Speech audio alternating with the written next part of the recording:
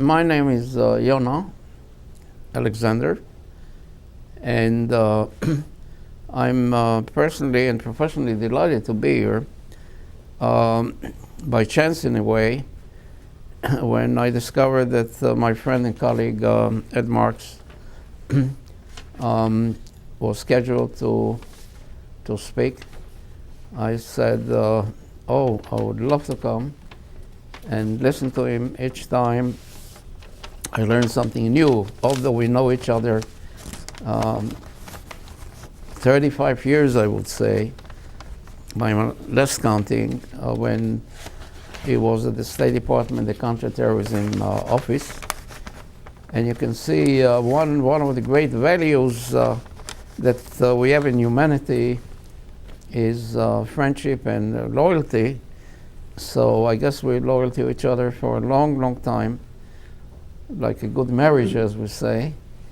And I was really very happy to find out that the Rumi Forum took the initiative to invite him to discuss one of the major challenges of our time.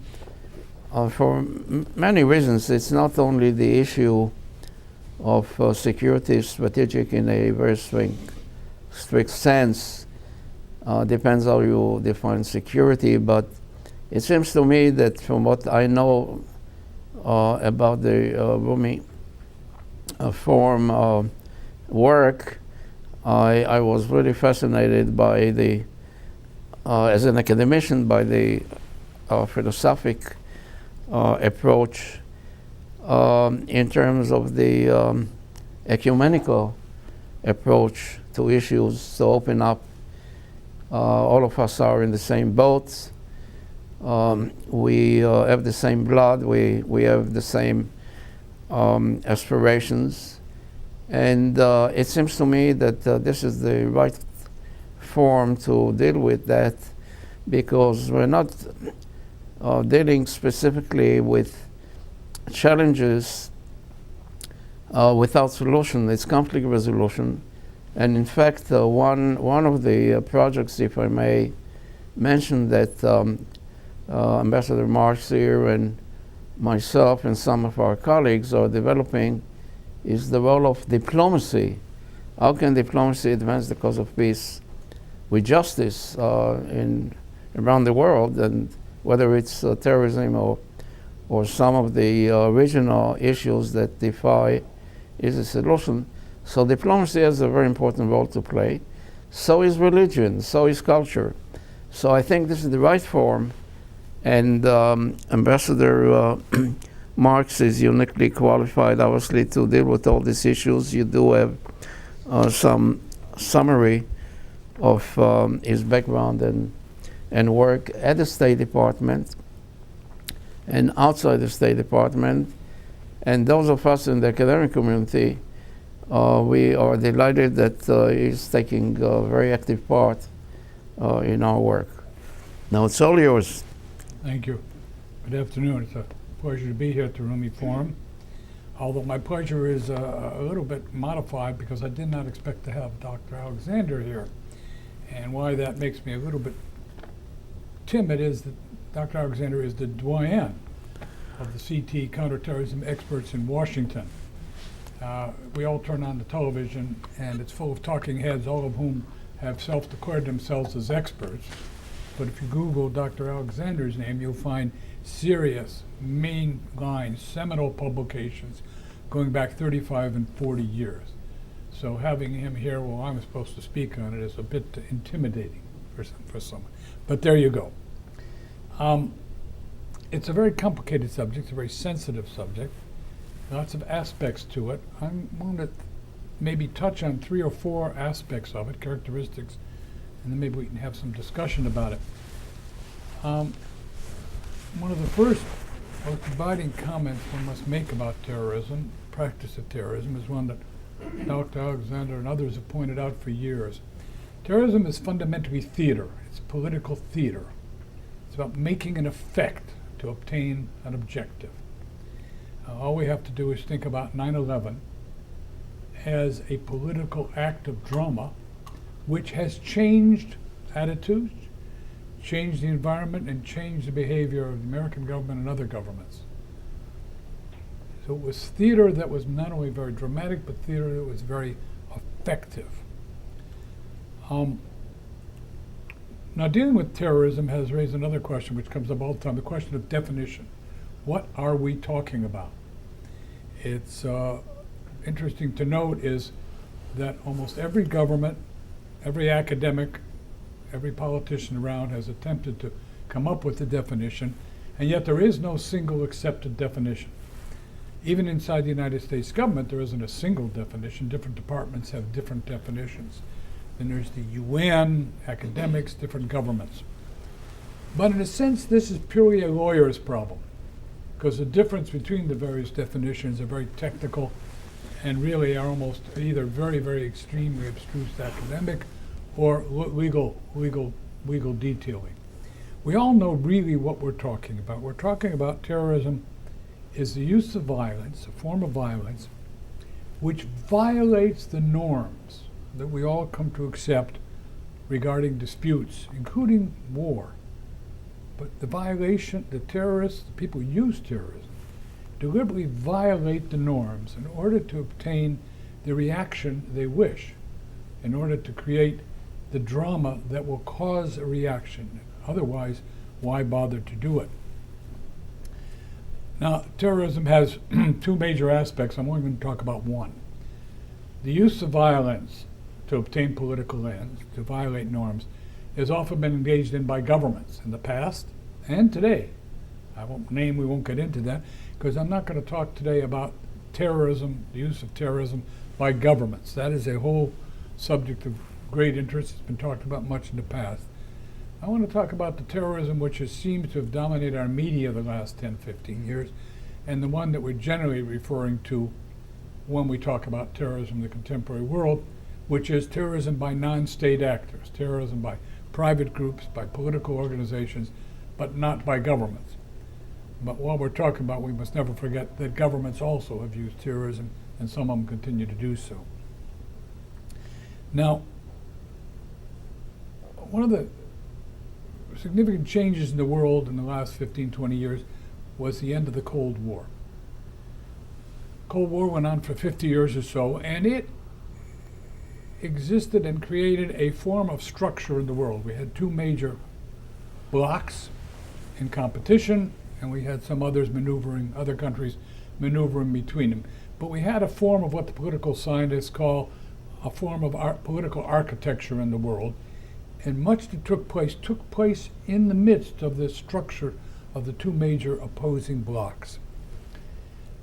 With the end of the Cold War, that structure disintegrated, collapsed. And one of the unexpected implications, consequences of it, was the sudden upsurge of insurgencies around the world, insurgencies against governments. Many of these insurgencies had been kept in place under the structure of the Cold War, but now they burst out all over the place in the name of a defined nation. People pursuing these insurgencies in terms of defining themselves in some way as a nation. Some of these nations were religiously defined, Al-Qaeda. Some were ethnic groups, Kosovars, Basques, Tamils, Kurds, all around the world. People have identified themselves in some way and have launched into insurgencies, the use of violence against established governments in pursuit of their objectives. Now, one of the implications of the end of the Cold War is that the major powers, again not naming names, used to finance subordinate insurgent political groups, support them politically, support them financially, and sometimes support them militarily, in pursuit of the Cold War objectives of the two blocs. With the end of the Cold War, this financing and support of many of these groups stopped. And this has led to these groups reaching out now for more power, and while they've lost some of their political and financial support they used to get, they also have given up the reins they were held under, and they've become more independent, more active, more energetic. Now, insurgencies are about power. That's what it's all about, how to get it, Because if you have it, you don't need to go into an insurgency. You are the government. So insurgencies are about power. Power is the political issue. Now, the point that those launching insurgencies are by definition the weaker side, because they're launched against established governments, established power, and being the weaker side, they have reached for one of the weapons of the weaker side, which is terrorism. The use of violence outside of the norms against established authority. This is one of the tools of those who are the weaker side. So we've had the end of the Cold War, the rise of insurgencies, and who have turned to the use of violence of what we call terrorism. Hence, what we have now, since the end of the Cold War, particularly in the last 10 years, is the spread of political terrorism around the world in a way we didn't see it much during the Cold War period. However, it's important to remember, try to keep this in context, which is much of what I'm trying to talk about today, keeping terrorism, the concept in context, that the level of the threat posed by groups using terrorism is basically limited. They are not existential threats to governments, except to very weak governments, to failing governments. But they are basically full of drama, full of tragedy, problems that have to be dealt with, but they're not existential threats to established governments, except in the unlikelihood case of a terrorist group obtaining nuclear weapons. I'm not going to get into that much, it's been discussed a lot, but this is the only time when a terrorist group could pose an existential, fundamental threat to established government, and the likelihood of that happening for all sorts of reasons is very, very small. It's very serious, but it's very small. Now, another aspect of terrorism, which we often don't want to recognize, is everybody did it, and everybody does it at one time or another. None of us have clean records on this subject anywhere in the world. I give you 3 words that we use in English: zealot, assassin, and thug. Zealots were people who used terrorist means in the period of the Roman conquest of Judea. Assassins were terrorists in the period of the Caliphate in the 12th, 13th, and 14th century in what is now Syria, Iran, Iraq. And thugs were an Indian group who used violence of this sort in India of the 17th and 18th and early 19th century. And those are only 3. But here we have 3 historic examples which have become generic words in English and in many languages. Terrorism has always attracted inordinate attention, but the modern world, with modern globalization, with modern communications, has meant that what would once have been a local incident, the assassination of a government official, the assassination of an opponent, now has worldwide implication because everybody knows about it to a degree they wouldn't have known before.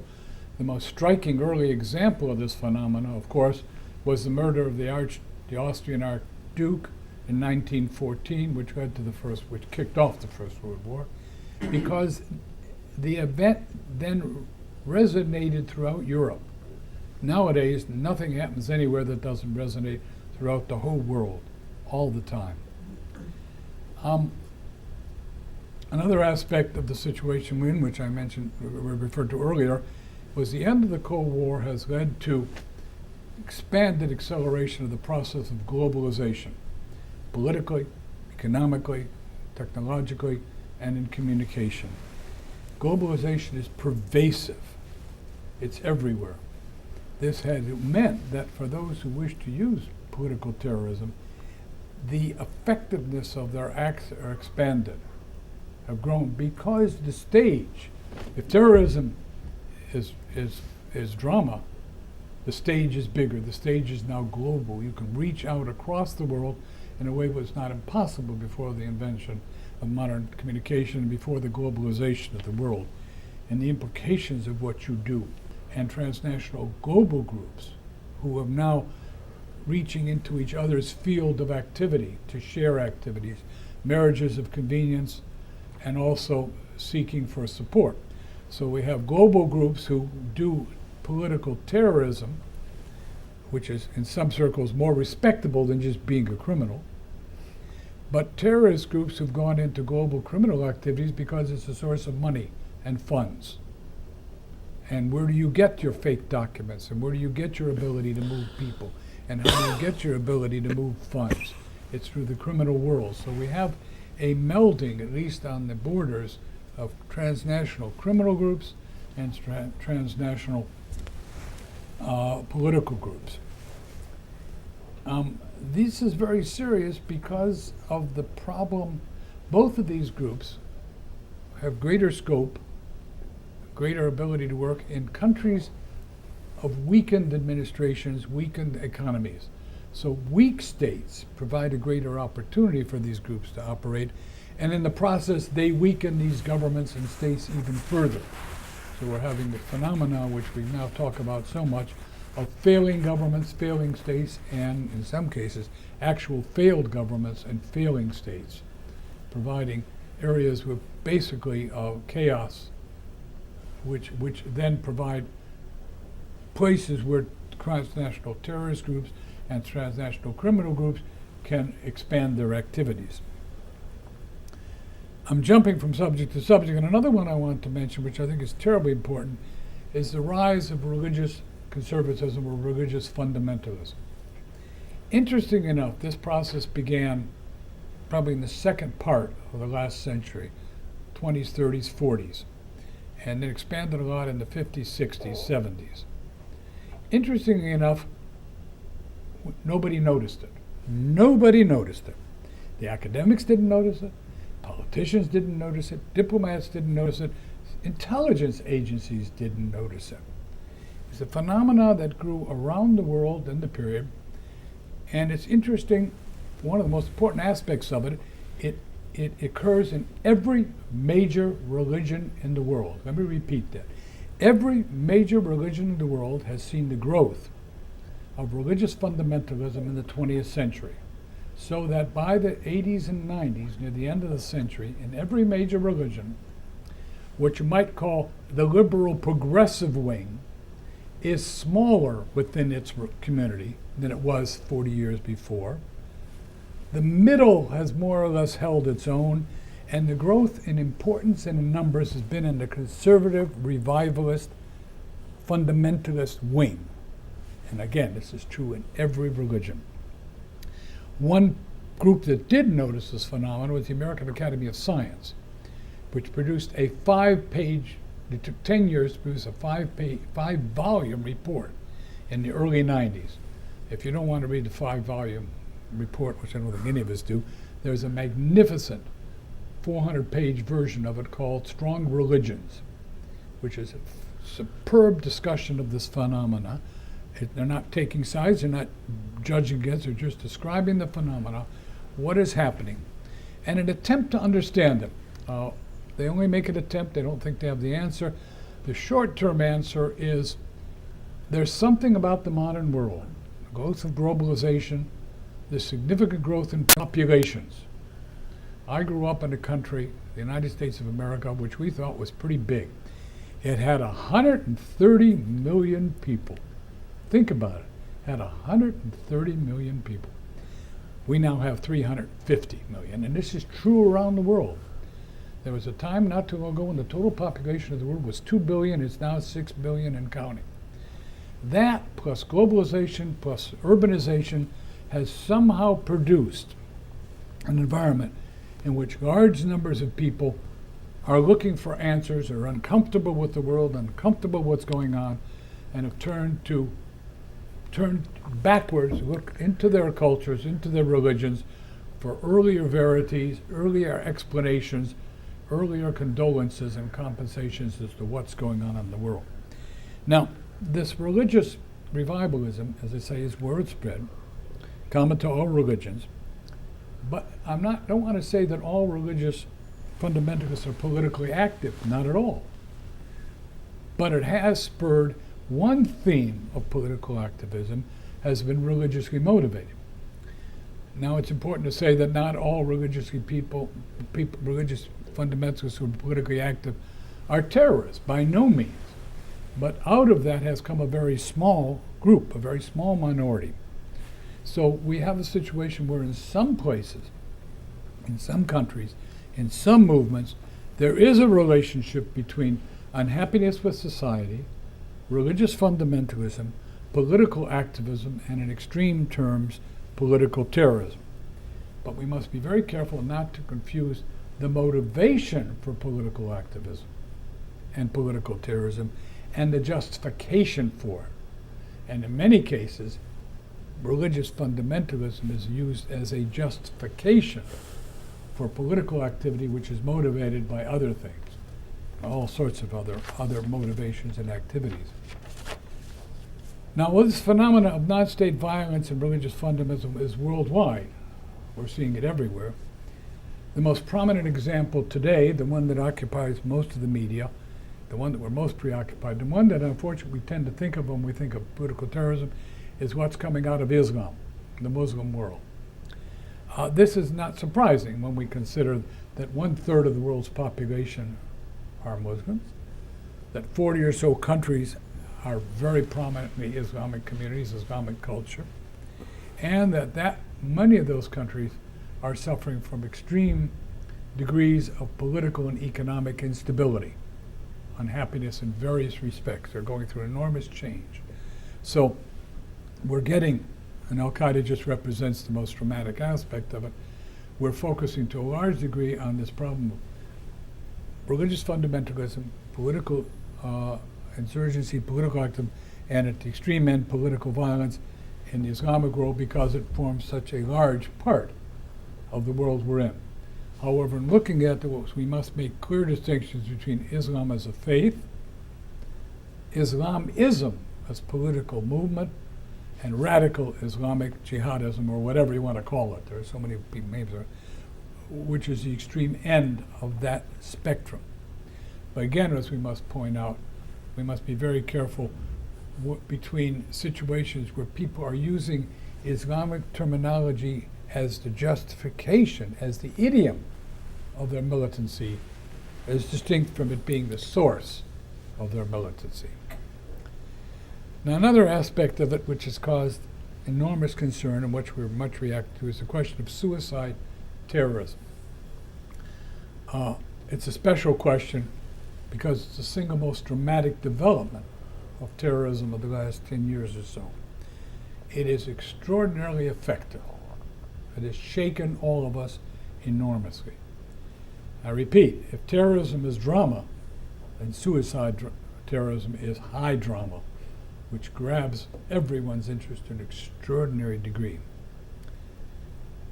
Now, the specific secular and strategic goal of those who use suicide terrorism is to compel governments, by and large, to compel governments to withdraw military forces' involvement in activity from territory considered by those who use it to be theirs.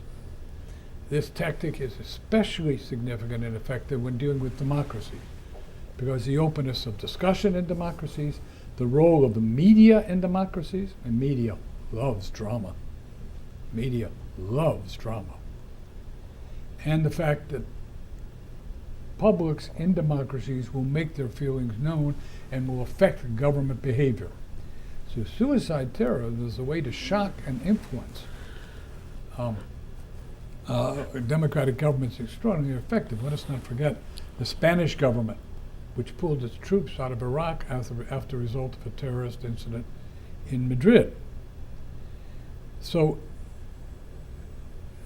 we have this terribly effective technique, but it isn't. We must remember it is not necessarily religious. The most effective precursor movement in the use of suicide terrorism were the Tamil Tigers in Sri Lanka, who were a Tamil nationalist Marxist-Leninist group. They, in the 80s and 90s, the Tigers, developed much of the techniques and the use of terrorism, suicide terrorism being used by Al-Qaeda and other groups. The famous dynamite jacket was invented by the Tamil Tigers in the early 90s. Nevertheless, we have this technique which is now being particularly used by radical jihadist groups, And we also recognize that its effect is dramatic, not necessarily real. While 9/11 was certainly a terrible shock, and the plane going down is certainly a dramatic effect, and 17 sailors killed on the USS Cole are dramatic headline events, we must keep things in perspective. Since 9/11, over 250,000 Americans have been killed in automobile accidents. 30,000 or more a year in the United States alone die in automobile accidents. We don't seem to be terribly upset by that, but the dramatic effect of the terrorist incident is significant and effective. Suicide terrorism raises a question which we all wonder, how can it work? How can it be done? There are two aspects to it. First of all, no group can mount a suicide terrorist campaign unless they have some social support in their community. There must be some basic support for what they claim they're doing that will enable the community to provide them with candidates and support rather than condemnation, because any group that was seriously had fundamental condemnation by most of its society would not be able to do it. It's not that the society that supports a terrorist group approves of suicide terrorism or finds it good. It's that they feel that the objectives, the declared objectives, are sufficiently important that they will live with and however grudgingly support the terrorist movement, if only in absentia. But the question that raises so many people around the world is, how can it be done? How can people do this? How does the individual commit himself to doing suicide? The psychologists have an explanation to this, because they have studied suicide for a long, long time. Basically, they say there are two types of suicides. There's what they call the traditional individual egoistic suicide, a person who commits suicide for their own personal reasons, suffering from disease, despondent, personal problems which seem to be more than they can handle, psychological, personal, but basically, there's nothing new about this. This is an old tradition. It exists in human society, and this is called egoistic personal suicide. The other is altruistic suicide, which again is nothing new in human society. An individual who feels for some reason or other respect for human community values, a sense of duty, a sense that his community is being unfairly, unjustly treated in a significant way, that the person feels a willingness to sacrifice for his community. This, in a sense, is nothing more than one step further than the willingness of the soldier to die for his country. But at some point, some people, for various reasons, it gets very complicated, how they're brought up, the community, how they're recruited, how they're trained. The individual is willing to go that extra step to sacrifice themselves for their community, which they feel is suffering historic grievance and wrong. As I say, what we see now, though, is movements that have consciously drawn on this human capacity, organized a way to recruit, train, and launch people to perform this duty for their society. The important thing to remember, I think, is that suicide movements believe that suicide attacks are effective and will advance their goals, and therefore suicide terrorism is on the rise because terrorist groups have learned that it is both cheap and effective, and we're going to see more of it. Let me stop here. I've been not trying to talk about all of what is terrorism, all of how it works in the world, but identify some of the characteristics about it. And I think the most important comment I would like to make is that terrorist movement by terrorist groups is not a single discrete activity.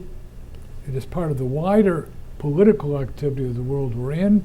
It's part of the activity of insurgent groups fighting established order and governments. And it is really a political phenomena which must be kept within context and not seen as some sort of special, a unique, never seen before major existential threat to our governments and our society. It is not. It is a part of the world we're in, which has all sorts of problems, and political terrorism is one manifestation only of these broader and more generalized social and political problems we're facing. Thank you. Now, how do we want to do Q&A? Right, okay. Thank you, Ed, for a very rich, I think, overview of some of the critical challenges. And I would like to call on the audience to ask questions, make comments, but first let me just have a couple of footnotes. Obviously, I'm not going to summarize your very insightful remarks, but just again to develop some discussion, I think all of us will recall what Lenin said, that the purpose of terrorism is to terrorize, the element of fear. Even without the definition, one element that I think is accepted as a critical element is fear. And we know President Roosevelt already pointed out that the greatest fear is fear itself. So we have that element. That's number one. Number two, I think Dostoevsky once remarked that it's very easy to condemn the evildoers, but it is more difficult, more complicated to understand them. So it's a question of the mind, which brings me to two aspects. One, the threat, and secondly, the response. In terms of the threat, fundamentally, I think you began with terrorism is theater, and no doubt about it. And in fact, the terrorist mentor increasingly in Al-Qaeda is Sun Tzu. When Sun Tzu, going all the way back about 2,500 years ago, tried to communicate that the highest level of strategy is not to win 100 victories in 100 wars, but to win without fighting. Which brings me to the two sides of the coin, that terrorism is propaganda by the deed, or the deed by propaganda, meaning that if you use the media, you kill one and you intimidate millions without even fighting. The fear, let's say, of Al-Qaeda, especially after the attack, obviously, propaganda by the deed, 9/11, the United States basically was on its knees because of that attack. So in other words, we have to look at terrorism on the two aspects. One, propaganda by the deed, you throw the bomb and you make the political statement. And then the deed by propaganda, you don't have to have the suicide bomber. This belongs to the first part, but you can intimidate because of the television, for example, the Al-Qaeda tapes, whether it is Ben Laden or Zawahiri or whatever, to communicate, let's say, through Al Jazeera or other outlets. Okay, now it brings me to the most important question, and I'm really interested from my point of view to hear what the audience has to say. How do you deal with this problem? Is it an eye for an eye? Is it 10 eyes for an eye? Is it the military response? Is it the law enforcement? You remember we had this event a couple weeks ago at the Brookings. The question was, how do you label terrorism? Is it crime or is it war? Because obviously each phenomenon has different consequences and different responses.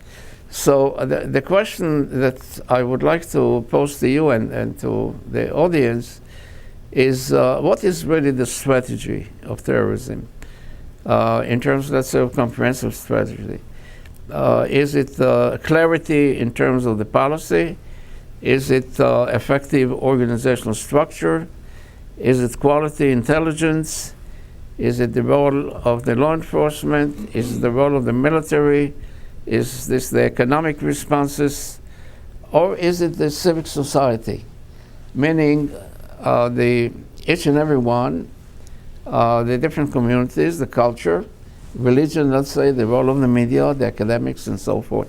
So my question is fundamentally is, even if we don't have, and you're absolutely right, we don't have a universal accepted definition, but it is defined by the act itself. If there is a suicide attack, we know what it is, hijacking, and so on.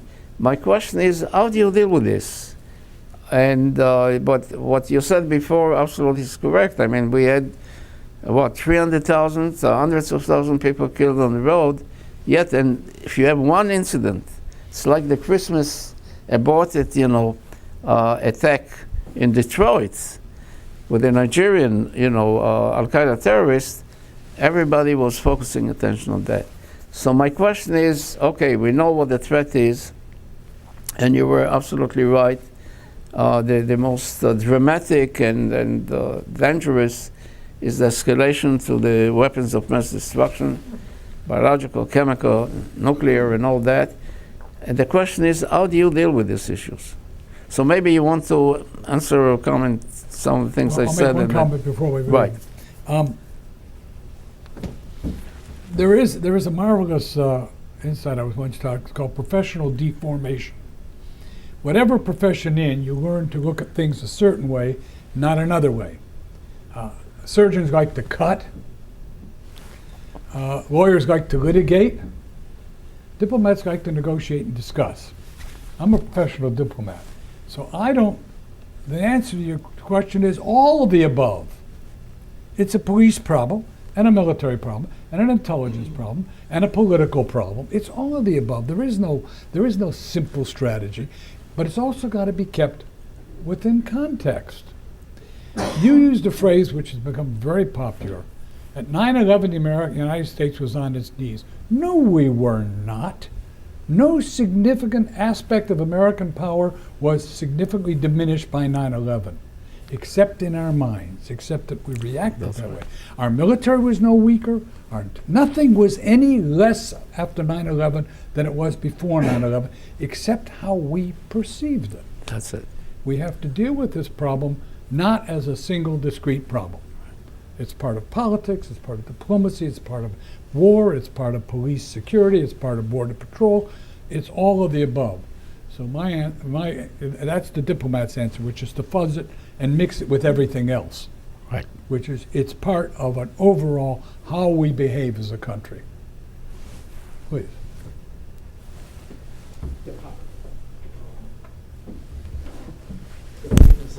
And I've worked as a therapist, so I kind of look through those eye sets. I'm also very interested in religion and violence, and religion and peacemaking, both aspects of that. There's a psychologist, Robert J. Lifton, who wrote a great deal about Vietnam, about Hiroshima, and has also written about some forms of cults and terrorism.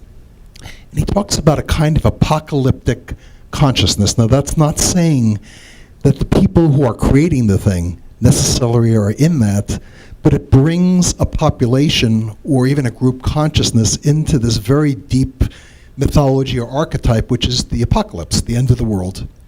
So whether it's the end of the world by biochemical means or by nuclear weapons, I mean, it's all the imagery of an existential void and humanity falling into it.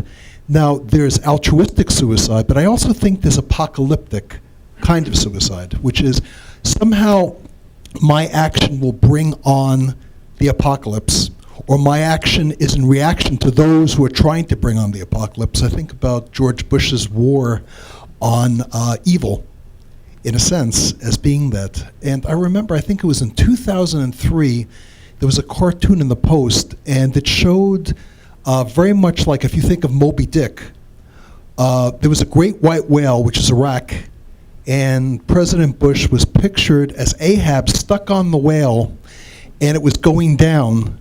And he says, "You guys just want to cut and run." You know? But it's the kind of the power of this imagery, of this mythology. But once you start it in operation, you may use it to manipulate people. Hitler was wonderful in doing things like that. Stalin probably too. Very messianic imagery.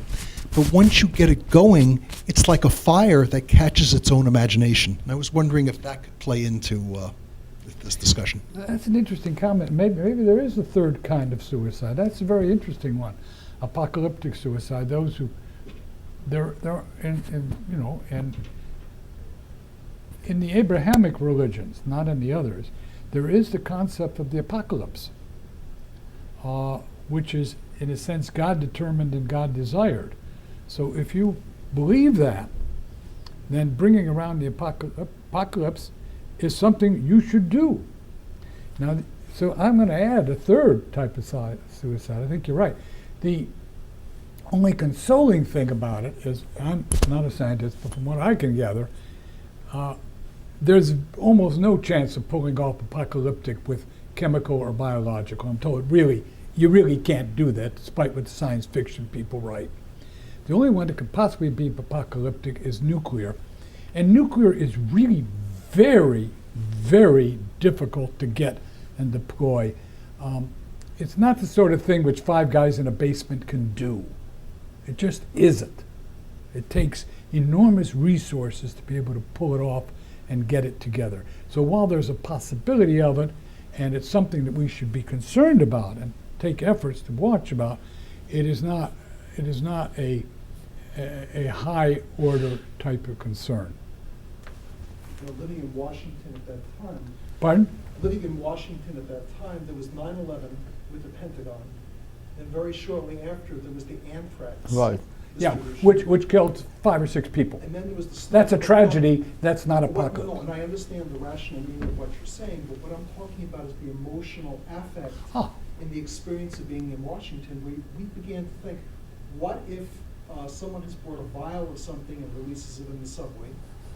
What if there's a nuclear suitcase? Now on 9/12 rather, the question mark was you couldn't really do an adequate risk assessment. I mean, I think in retrospect maybe you can, but in the moment of that time there were all these different effects happening. So a general kind of panic. Yeah. I suppose what I'm saying, and it's easy to say, is guess what? Life is dangerous and we're all going to die. Suck it up. There is no such thing as life without risk and threat. And maybe we've gotten so somehow in this country come to believe that there should be no threat, that there's no danger. Well, guess what? There is. But we have to learn to live with it. Because we're dealing with the problem, it's not going to go away. We're not going to conquer terrorism. We're not going to solve it. Or we will the day we get rid of crime. About the same in the morning. In the afternoon of the day we eliminate crime, we'll eliminate terrorism. These things are permanent. It's not a question of solving, it's a question of managing it better so that the risk and the threat is as low and as inconvenient as we can make it. And that's the way it's got to be. And we've got to learn to accept that and support government policies that understand that. Easier said than done, I admit.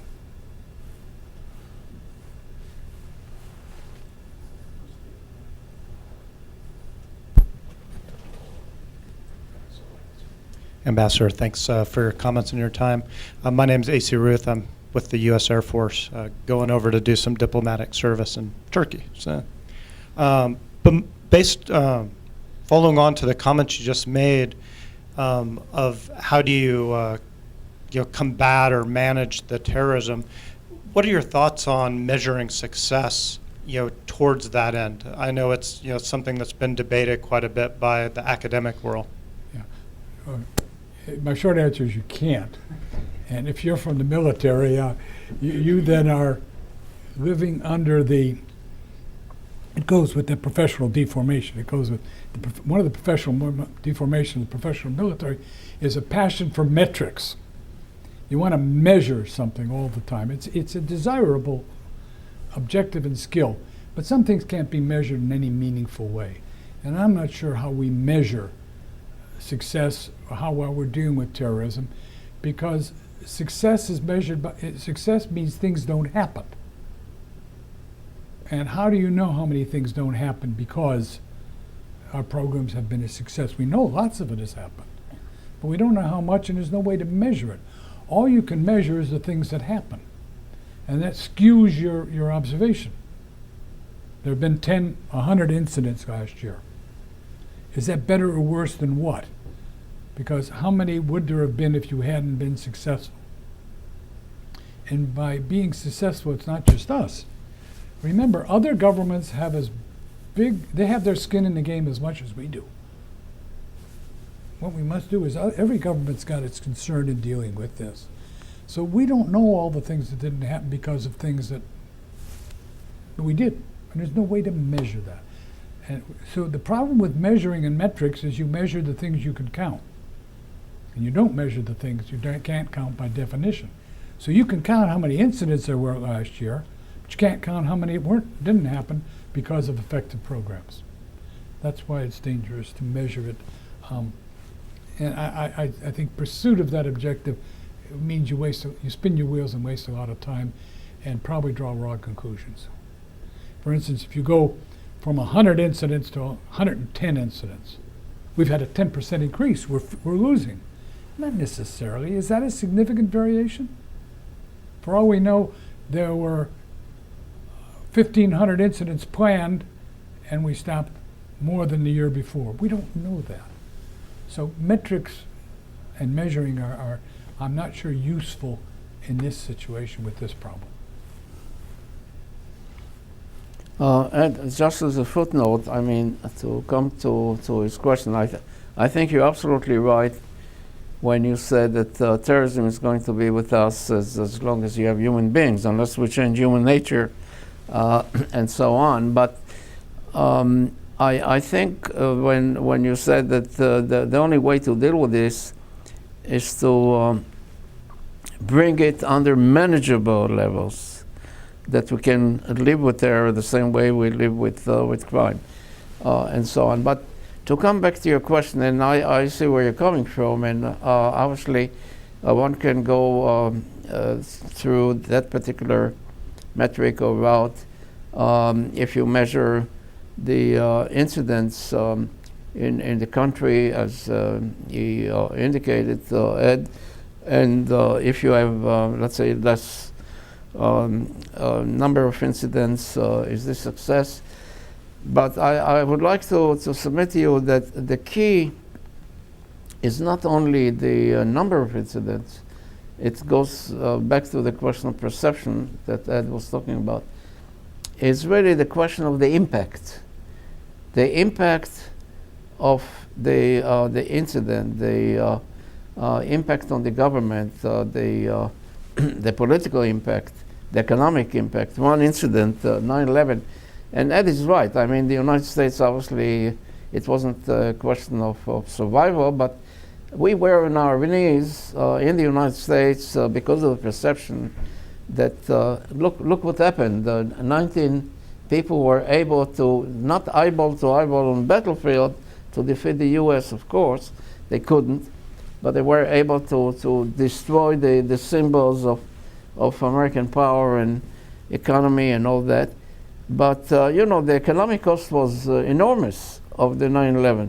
We still feel it today. That's one of the reasons, contributing reasons, that we have the crisis today, that goes all the way back. How much we invest, let's say, in security. So you have the political impact and consequences. You have the economic. You have the strategic. I mean, look, the United States went to war to Afghanistan because of this Al-Qaeda. Then Iraq, rightly or wrongly, and all that. And now we have a problem in Pakistan. Now we have a problem in Yemen. We have a problem in the Maghreb, and so on and so forth. So what I'm trying to tell you, there are strategic consequences to that, and Ed was not talking about state-sponsored terrorism, like the role of Iran, for example, or the role of Syria, or whatever it is.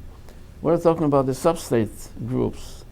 So they're able to challenge us, which is a novelty in the history of humanity, that small groups are able to challenge, let's say, a superpower like the United States. So you look at the political, you look at the economic, you look at the strategic. To me, where I come from, the most important impact is the psychological, on the minds of people.